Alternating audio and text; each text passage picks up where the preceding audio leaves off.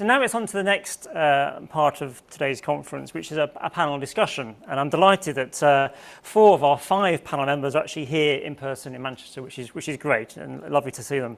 So I'm now going to invite them all up on stage. Hopefully they're all here.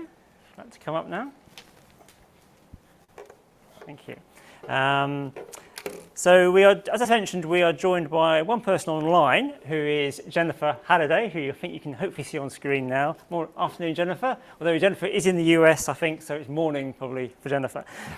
Jennifer is Finance Director at CF Fertilisers and is Chair of the Northwest Regional Productivity Forum. Great to see you, Jennifer.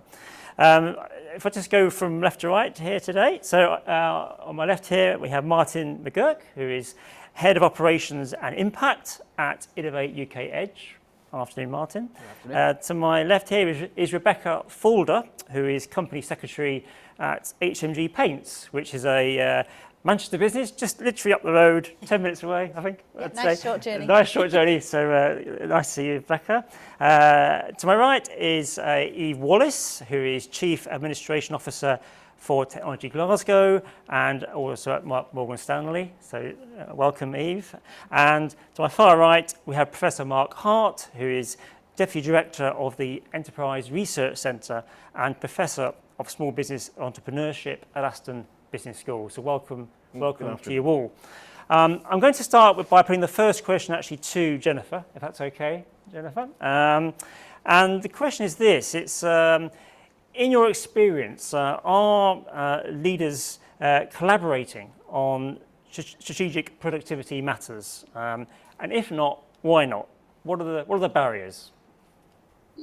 Thank you, and very nice to be here, albeit virtually. Hopefully you can hear me okay. Yeah. Great. Okay, thank you.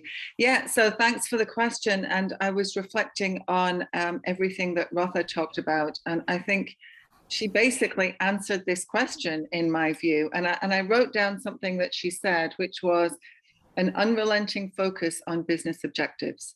I think that is incredibly important because leaders will collaborate on everything, which will then result in an improvement in productivity if they have a common goal.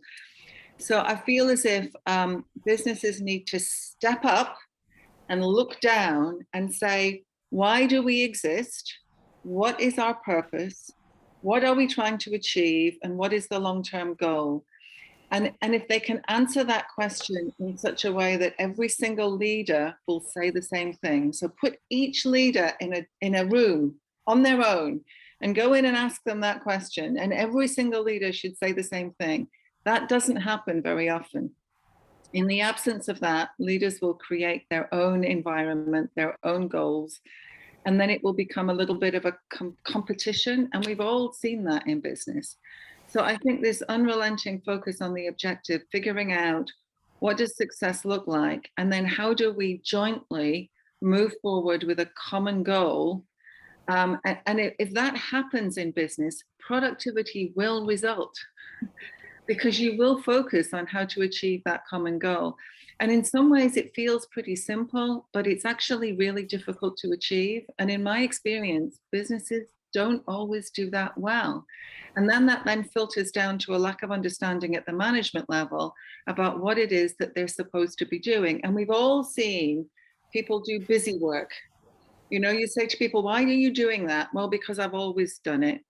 Does it fit with the objective? Well, what is the objective? You know, we've all had those conversations. So having managers understand the objective, empowering managers to make decisions. I mean, these are all things that seem as if they're basic, but in my experiences, businesses tend not to do that very well. So I think that supports a lot of what Rotha was saying, and I very much agree with everything that she put on the table. So from my perspective, it's about this unrelenting focus on business objectives. I saw people nodding around the table at the lecterns here. Martin, I saw you nodding a lot at the beginning of that comment there. You agree? Yeah, absolutely. I think it's important to consider communications, I think, all of the time, because it's very easy to assume as leaders and as managers and as a group that something you said a year ago, 2 years ago, still holds true and is still being remembered by everyone in the organisation. So I think that, not wanting to repeat what both our previous speakers have said so eloquently, it's about refreshing that conversation for me as well, because it's so easy to forget and get diverted, exactly as has been said. And it's also really easy to assume that what you have said is what other people have understood. And that, again, is not a given. You always have to be checking in. Are we using the same words in the same way? Do they mean the same thing across the organisation? So I think that's such an important underpinning for what's already been said. Rebecca, do you agree? Yeah, totally agree, and it really resonates in our business as well, particularly with the kind of what does success and what does good look like phrase. It's something that we say quite a lot in our business at a management level, just to make sure we're all going the same way and all trying to achieve the same goals, like has been said before. And I think having that unified goal for us particularly, it's not necessarily about growth above all else. It's about, we want to be the best business we can be. We want to have the best environment for our employees with the best paint that we make, bluntly, and not necessarily just being a big company, but being a really good company. And I think having that goal ingrained through the business is what's built our culture over the past 90 years that we've been in business, and how we look to move forward in the future as well. To benefit of the viewers, just tell us very briefly a little bit about the business. I mean, Yes. Paints, but what kind of paints and to who? Well, so every paint you can imagine, really, Right, so okay. broadly. If if it's got a paint can involved, then we're likely to make it. So HMG is my family business. We've been in business 92 years this year, started by my great-great-grandfather. And based in North Manchester, we always have been, and we've always been quite a vocal business in terms of speaking to other people and voicing our experience, and just honestly as well, if we have any concerns, we'll speak to other people, and we kind of credit a lot of our success to talking and learning from businesses of all different types. So not necessarily paint businesses or even manufacturing businesses. Business issues tend to be quite similar over time, and knowing that someone will have gone through what you've been before is quite important, and learning from other people's successes and failures, and communication. In the context, Rafa mentioned actually succession planning and the importance of that in the context of productivity, which is very, very relevant for your business, isn't it? Yes, I mean, yeah. I believe your uncle, John, who was running the business, is about to retire, is that right? Yes, so yeah. that's created obviously a space. So yeah, how's that process sort of, without going too much into it, how's that sort of laid out? It's always an interesting process, I think, when it's particularly in family business and businesses with kind of long-term management of similar people in those roles, because inevitably with change there's a bit of concern from some people, and a few nervousness, and just trying to make sure that the planning is there is really, really key for us. And I mean, for me, ever since I can remember, we've been talking about what's going to happen with the family business, and who's going to be in it, but from a no pressure kind of perspective within the family. So it was never a you must do this or we expect to do this. It's if you're interested and if you want to join the business, then you're more than welcome. But equally, there's no pressure. So there's a bit of a mix in my siblings and cousins of in or out of the business. And it works well because me and my cousin, who are the major people contributing to the business on a day-to-day level, we're really interested in the day-to-day and passionate about paint. And, it's not something that everyone's passionate about, I'll appreciate. So, but it's about that planning, and succession planning is so vital in every business that then it just makes the transition as smooth as possible. And what about the specific link to productivity of that? I mean, do you see the link? Do you get it? Yeah, absolutely. And I think productivity is, like has been said before, it's a bit of a strange word, and I'm sure every business talks about productivity, not necessarily using that word in particular, and just about being the best you can be with your resources that you have. And I think the succession planning and in terms of change particularly is important, because change is inevitably a scary process for a lot of people, and particularly when you're talking about innovation. Before Eve mentioned that innovation can be seen as inventing a new exciting thing. Well, actually it doesn't have to be anything so radical. Innovation can just be doing what you do but better. So particularly in periods of change, that management of the culture and management of the communication, like has been said, is so vital. Mm-hmm. I will. I'm going to bring in Eve and Mark briefly in a moment. I just want to go back just briefly to Jennifer, actually, because you, in your role as chair of the Northwest Regional Productivity Forum, I guess you're speaking to business a lot, all the time, across the Northwest. And does what Rebecca and Martin have said resonate with your own day-to-day dealings with businesses across this region, Northwest? Yes, absolutely. And obviously we're right in the middle of a skills shortage issue, which perhaps we've had for a long time, but it's becoming more visible now.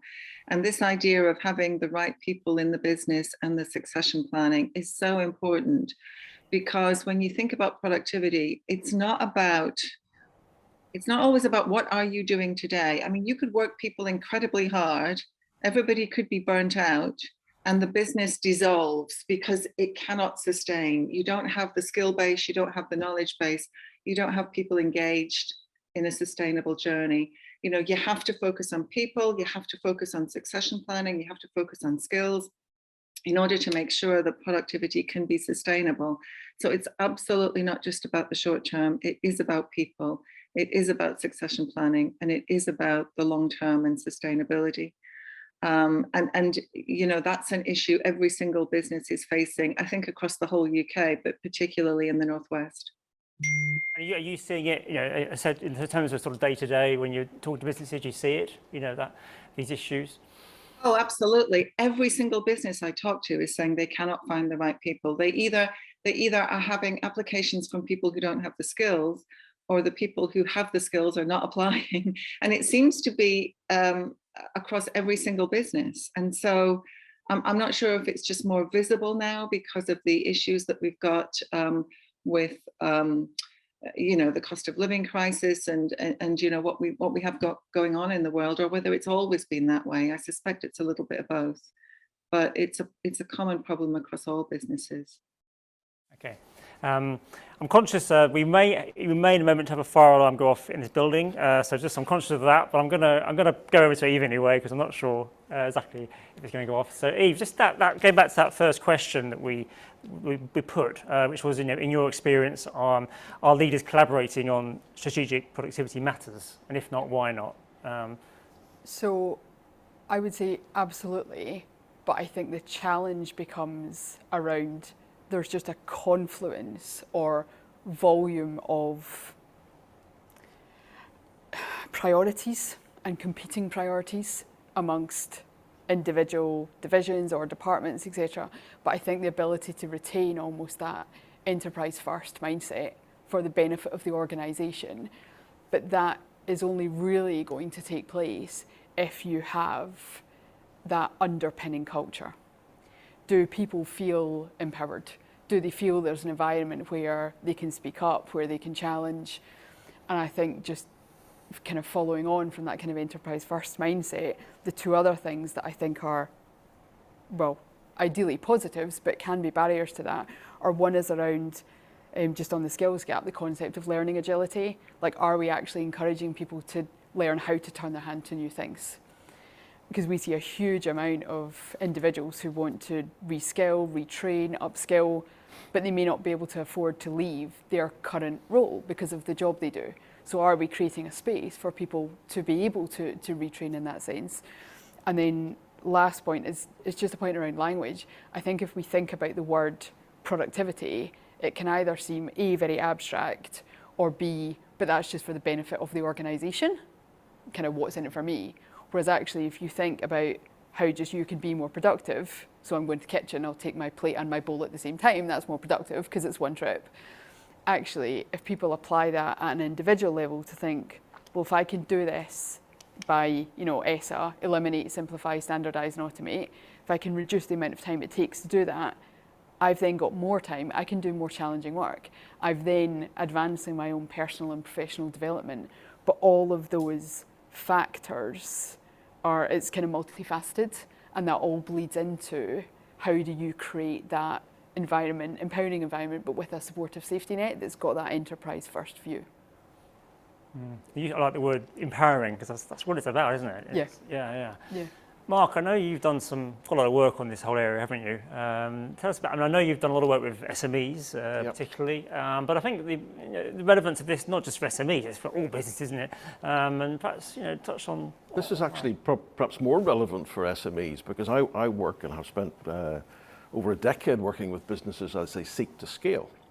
And laying the foundations for that growth is really important. So Jennifer's point about having clear vision and business development objectives is crucial. But I think Rotha said something really important as well, and that was about leadership management education, which is really the foundation of getting a leadership mindset. So I work with a lot of businesses looking to scale, which is already half the battle. Then it's a question of saying, well, what are the challenges you're going to face as you do that? So one of the things that we're doing, it's the Goldman Sachs 10,000 Small Business Program.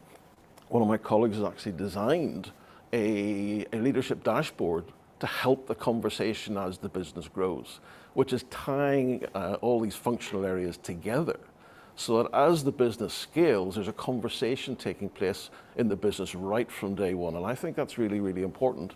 Of course, we have many tens of thousands of small businesses who haven't got access to programs like that. So we need to think very seriously how we disseminate these lessons.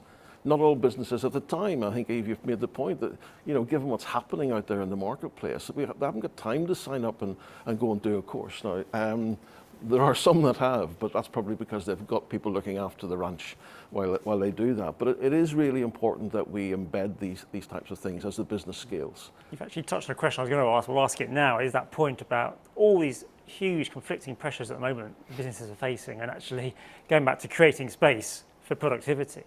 How high up the list is it going to be when you've got the day-to-day immense challenges? I think what business owners are looking for is a route map through a crisis. So we call the programs that are involved in as growth programs, but it's making sure you're there in 23 programs. I would like to label them actually, and they realise that they have the need for some skills. There's the fire alarm. Maybe Jennifer, answer that question just while the alarm's going off. The point about the pressures, day-to-day pressures. So, is that it? Will it start again? So I think on the day-to-day pressures, I think at the end of the day, it all comes back down to the business objectives and really setting the priorities. I know the day-to-day pressures self-inflicted. So in other words, people feel a sense of lots of different competing priorities, but really everybody should be focusing on 1, 2, or 3 things. Not 10 or 20, because human beings can't do that. As soon as you focus on 10 things, you by definition don't focus. So this whole question about priority setting, and is it really important, and what is the most important? I mean, this is what managers should be working with their teams on. And telling people to stop doing things is just as important as telling people to keep doing things.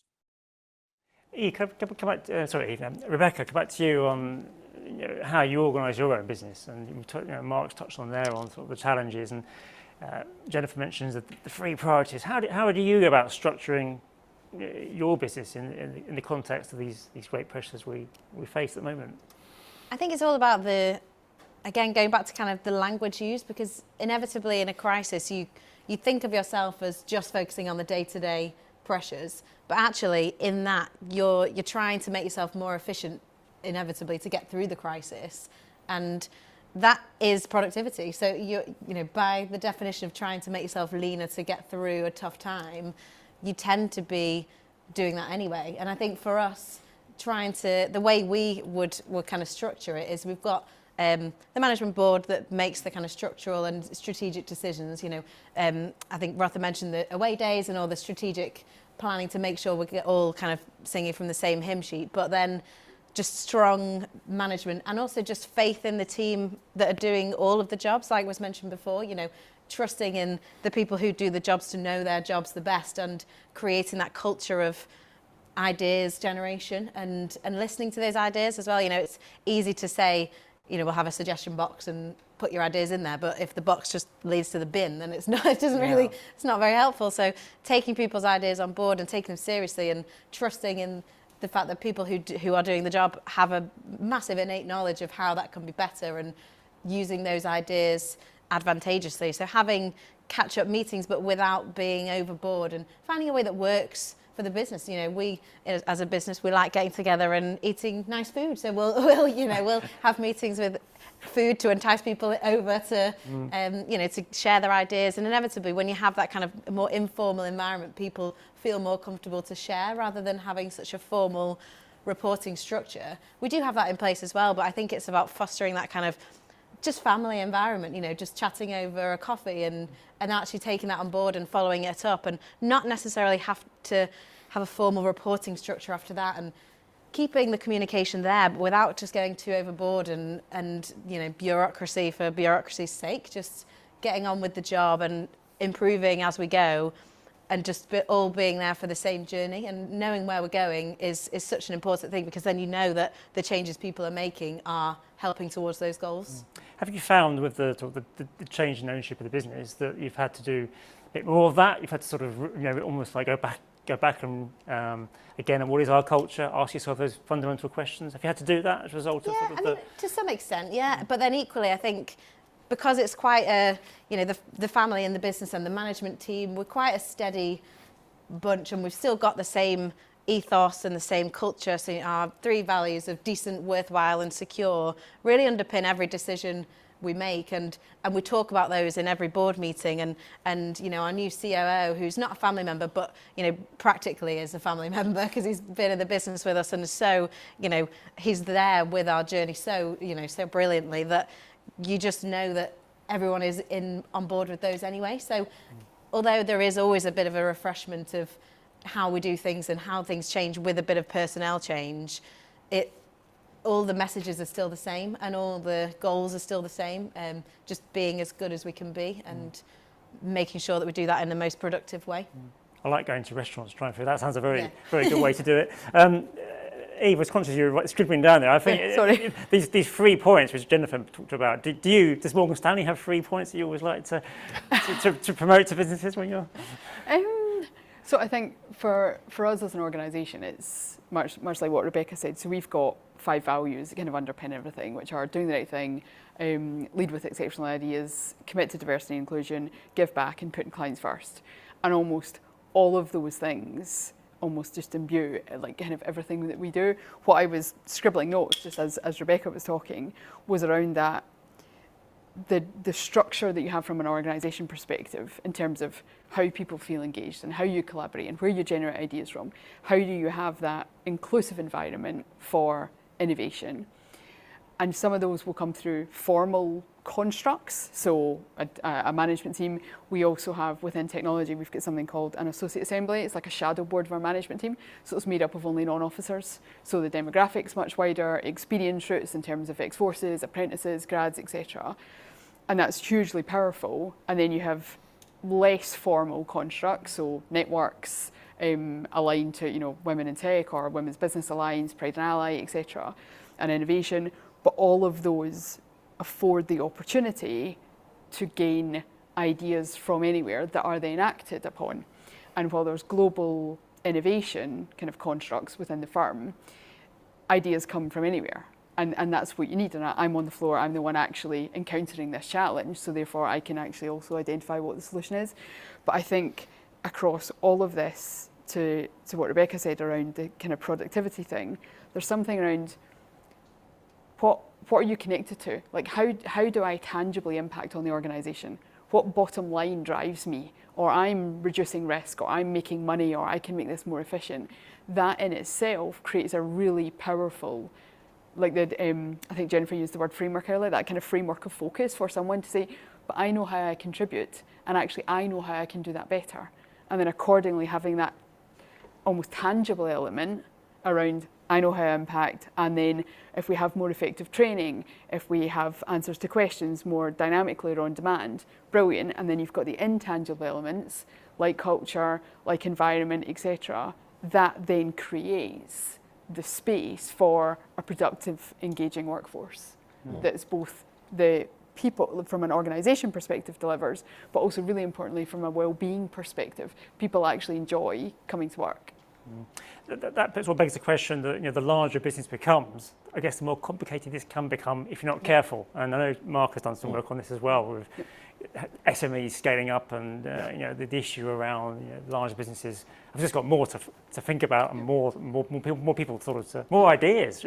So how do you get around that problem when actually as businesses scale up? There's so many ideas, it becomes impossible for a board to actually work out what to do. I think that's where, through having the avenues for constant dialogue, and both up and down the chain accordingly. And I think it was Martin said earlier something about communication. Communication is important even if you've got nothing to say, because otherwise people fill it with conjecture and rumour, etc., and the reiteration of what you're focused on. And I think that's where, in larger organisations, communication becomes even more critical across the board. And then the replaying, you said we did, what we're actually trying to achieve is crucial. Martin, you on that point about communication. Oh, absolutely. And I think one of the other things I want to pick up on, because I think it's come up with everyone who's spoken, is it's a lot of the conversation has been looking inside the firm, because that's the if you like, the default assumption on productivity. But I think it's equally important, and I guess you may say, of course I'm going to say this, I work for the UK's Innovation Agency, but it's about that innovation, how you externally sense what's going on to inform that internal conversation. So it's how do you know what networks are out there, who to talk to, how do you trust those sources of information?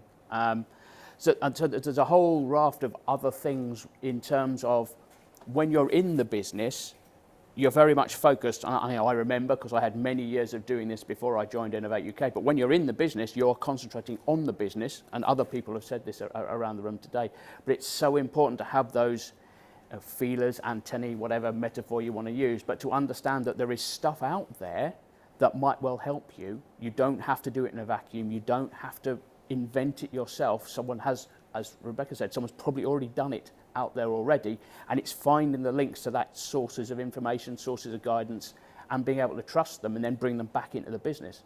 And again, coming back to Eve's point, that could be done by anyone in the business if you've got a process by which you can manage it, rather than it being completely random, because then you will become overwhelmed. So it's having those systems and processes that connect up the external environment and bring that information in strategically, so that senior management can then make a decision on it. And that point about sort of, if you like, be open to sort of new ideas. One of the briefing paper that's going out to everyone after the end of this event, we touched on this in that paper. For instance, with funding, the lack of, a lot of companies are very reluctant to go down the different funding routes. They go for what they know, tried and tested methods. But it's just one example where they're reluctant to go, to speak to other investors or whatever. Absolutely. I guess that's something you probably see. Yeah, well, I mean, Innovate UK Edge is several hundred advisors up and down the country who are there to try and help those ambitious businesses that want to grow and scale. Coming back to Mark's point and Rebecca's point, it's not there for everyone. Some people want to be steady away, but for those that are wanting to grow, it's a really important part of the conversation to understand how you approach finance strategically. So again, and all of that is part of the productivity conversation, because you can argue that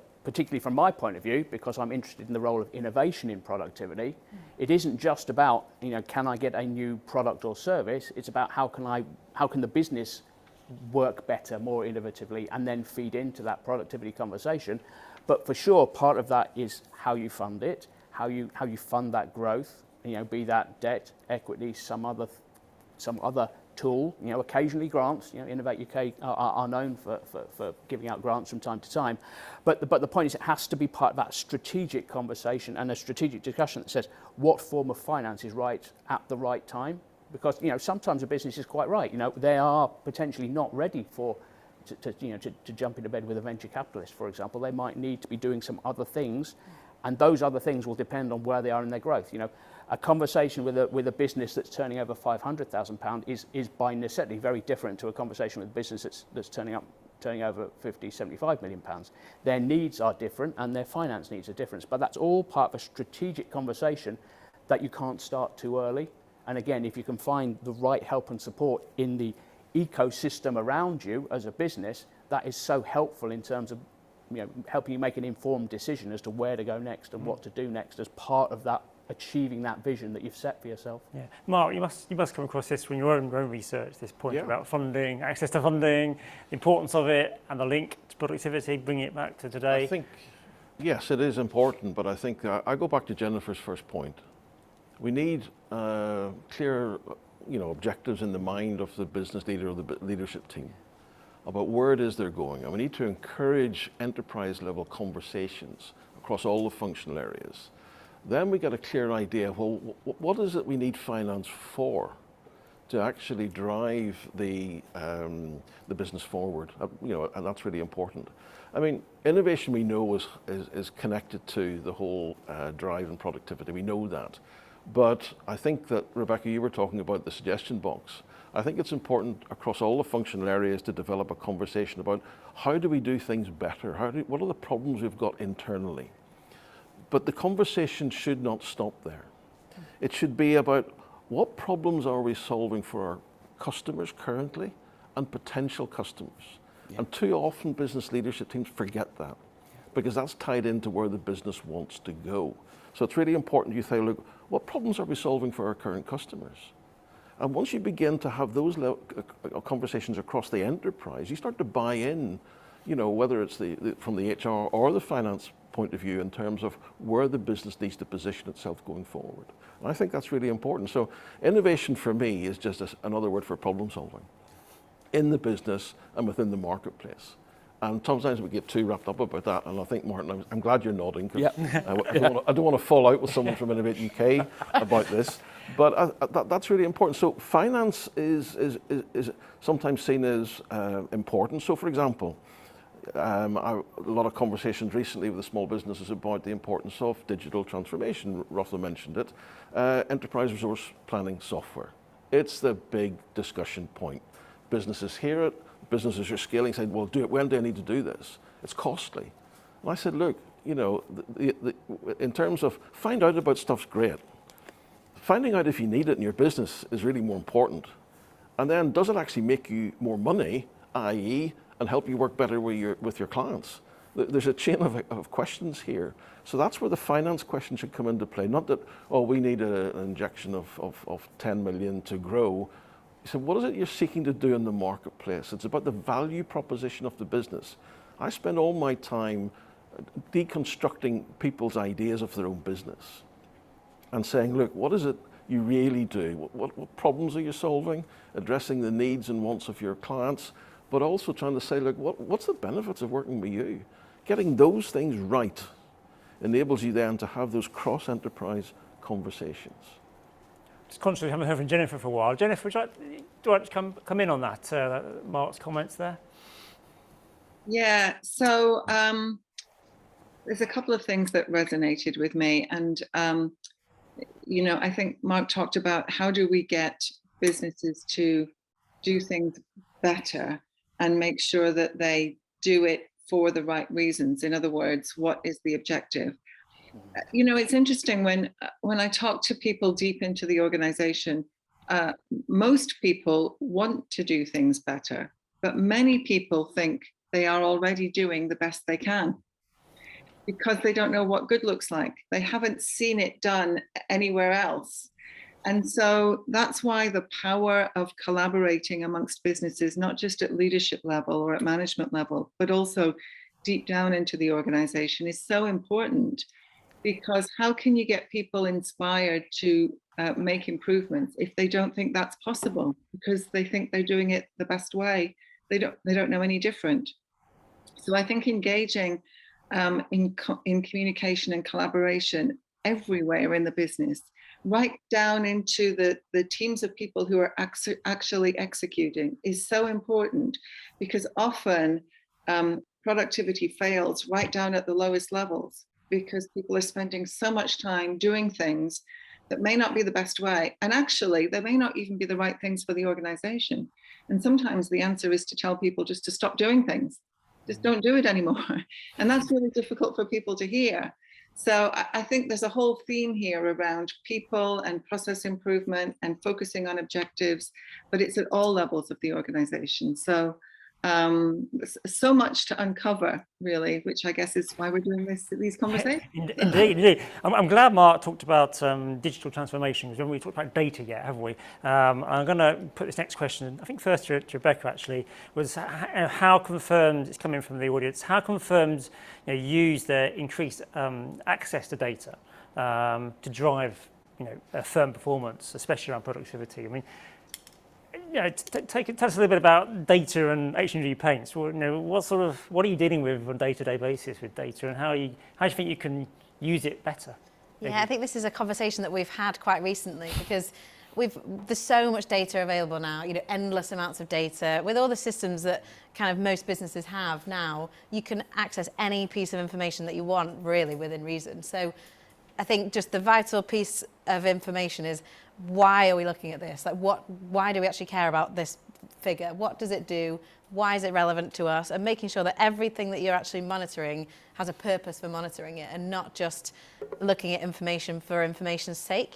We used to look at how many litres of paint we produce much more vigorously than we do now, because actually now we produce so many different types that it's kind of irrelevant. 1 litre might sell for the same as 1,000 litres of something else. So really the volume that we produce is a little bit irrelevant now, for us. So looking at the figures that actually make a difference to our day-to-day running, and just continually assessing that, like Jennifer said, just stop doing things if that's necessary. You don't have to look at any piece of data unless it's useful to the information and useful to the running of the business. And it's quite difficult to critically analyse yourself like that, I think, sometimes, especially when there's some monthly reports or a system that's been in place forever.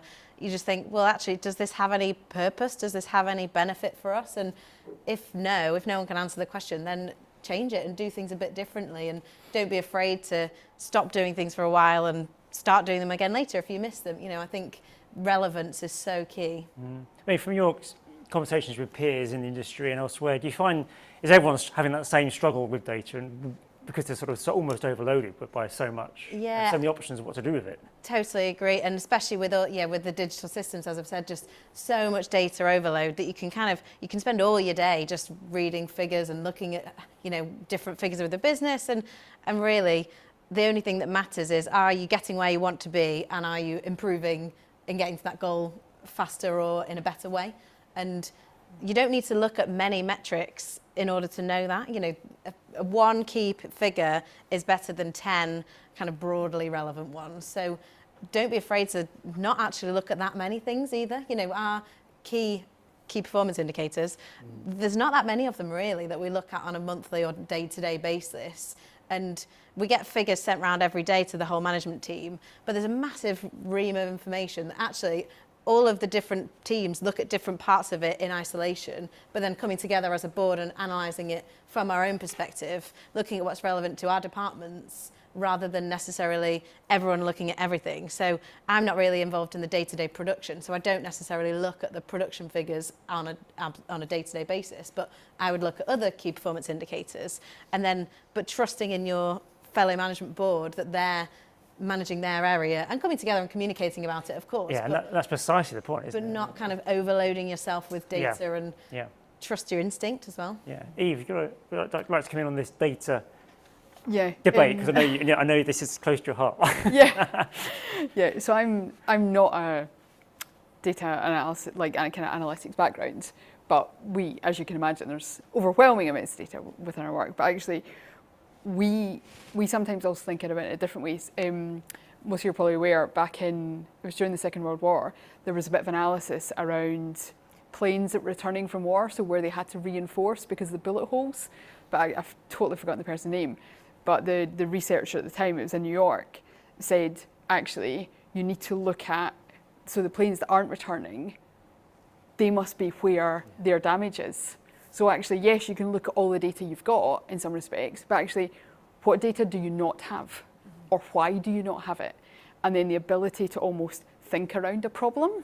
So rather than just coming at it as, well, this is a problem, so I'm going to come at it from here, well, actually, what would consumers or other divisions or other departments think, or if you're trying to explain something to younger people or elderly people, etc., how do you come at it from actually you've been in someone else's shoes. So you take the data and then it becomes information, but how do you translate that into insight, which will actually influence decision making? That's a very different kind of stage. But I think the kind of tangential point around the data discussion is, back to my empowering phrase, everyone should be empowered to feel that they can say, I think we should turn this off, or I think we should stop doing that, or I've had a new idea. But the potential response will dictate whether someone feels comfortable to do that. So if an individual goes to a manager and says, oh, I'd like to try this, but it might fail, if the response is, well, of course it will fail because you're a failure, chances of someone coming up with another idea, slim to none. Whereas if the response is, but that's okay because we view fail as first attempt in learning, oh, okay, great. You feel empowered, but there's a supportive safety net. You then actually drive that change. So that connection between data and culture, crucial.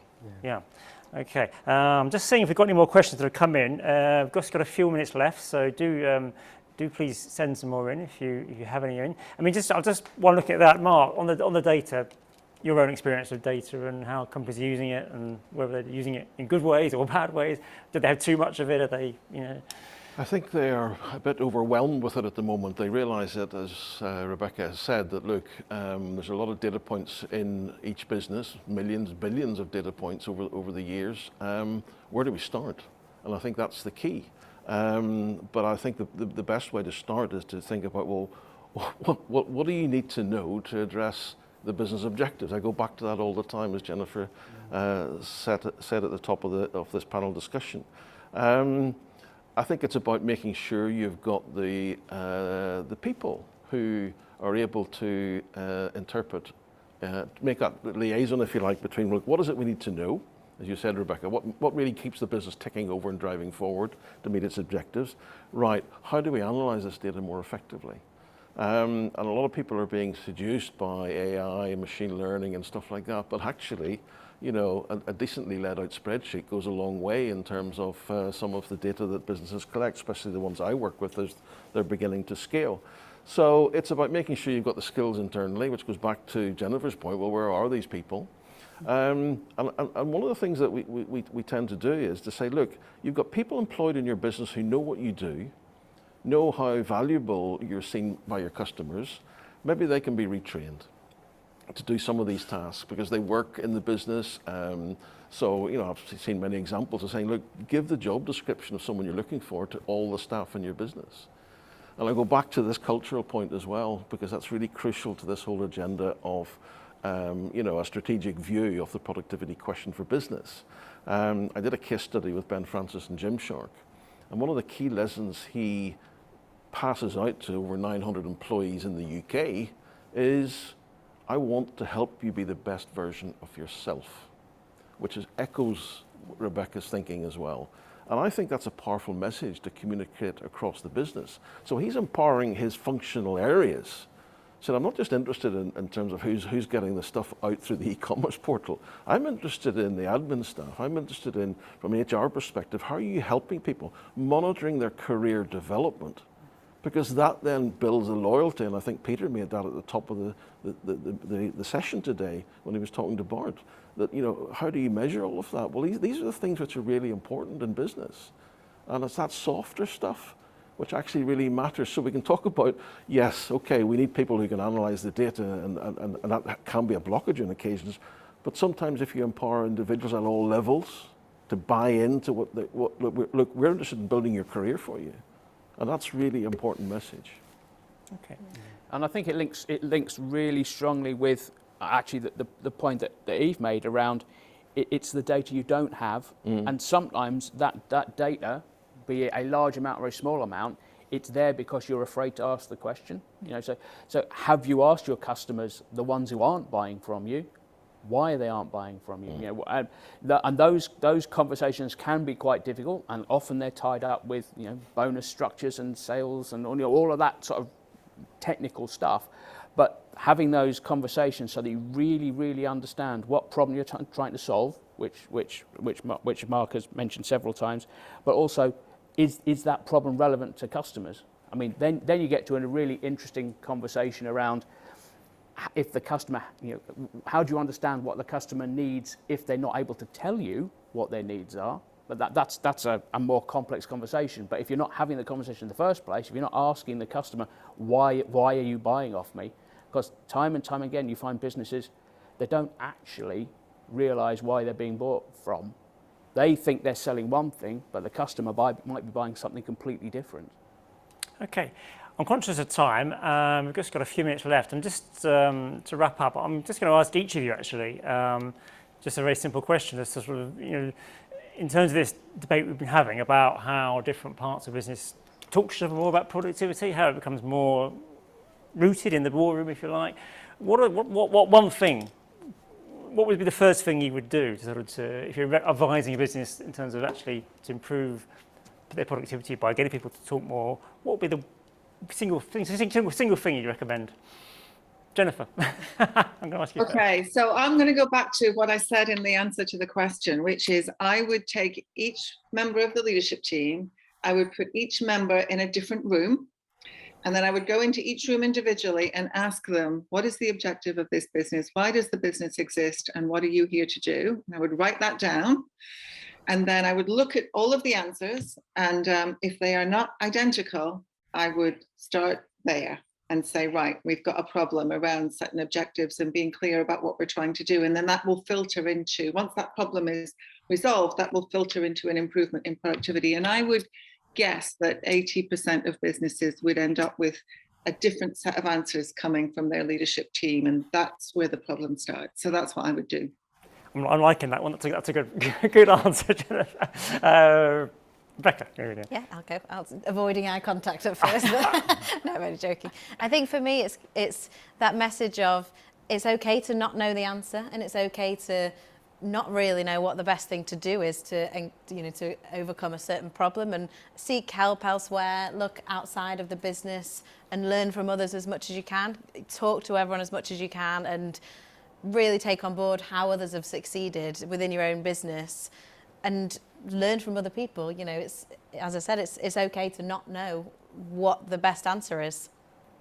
Martin? Yeah, absolutely. And effectively, I was going to say almost exactly what Rebecca has said, but the reason I was smiling is when Jennifer was talking about that, taking people into separate rooms. Whilst it sounds a little bit scary as described like that, it is actually what our edge specialists do on a day-to-day basis for exactly that reason. It's like talking through an electronic tool through different members of the management team to try and understand the dynamic of the business. But yeah, rather than repeating itself, I would say, and I've said again, it's so important that external sensing function, which is what Rebecca said, and how you plug that in, but critically plugging it into a system that allows you to do something with the responses. Otherwise, it becomes back to the same conversation we've just had in terms of you're overwhelmed with data.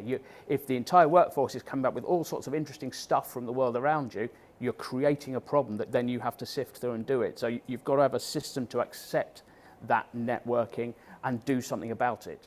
Because in exactly the same way that, back in the day when I was a good old-fashioned process engineer, schooled in lean manufacturing, measurement is waste and all that. So if you're not doing something with with what you're measuring, stop measuring it, because you're affecting your own productivity. But you're wrapping that all up and applying it to that external sensing function, understanding what the world around you is telling you about where your business should go next. Eve. So I'm going to open with something that's not mine. It's a quote, which is, leadership is action, not position, which is in essence that you can be a leader without having a title, but equally having a title doesn't make you a leader as such.